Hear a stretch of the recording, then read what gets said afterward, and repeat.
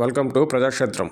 తొక్కిసలాటలో ప్రాణాలు కోల్పోయే ఘటనలు బహుశా ప్రపంచంలో అన్ని దేశాల కంటే భారత్లోనే ఎక్కువగా ఉండే అవకాశం ఉంది. తొక్కిసలాట జరగడం ప్రజల తప్ప లేక ప్రభుత్వం తప్ప అంటే విత్తు ముందా చెట్టు ముందా అన్న చందంగా ఉంటుంది. ఎంత మంచి ప్రభుత్వం ఉన్నా, ఎన్ని జాగ్రత్తలు తీసుకున్నా ప్రజల్లోనూ కాస్త సంయమనం, జాగ్రత్త, ఆలోచన, పరిపక్వత ఉండడం అత్యంత అవసరం.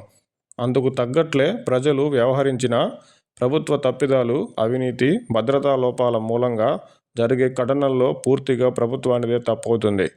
అదే సమయంలో ప్రభుత్వాలు తగిన జాగ్రత్తలు తీసుకున్నా ఉచితాల కోసం ఎగబడడం, క్యూలో ముందు వెళ్లాలని, తొందరగా వెళ్లిపోవాలనే ఆతృత, చిన్నపాటి విషయాలకి అనవసర భయానికి గురికావడం ఇలా ఎన్నో అంశాల్లో ప్రజల తప్పులు మన దేశంలో తొక్కిసలాటకు ప్రధాన కారణమవుతున్నాయి.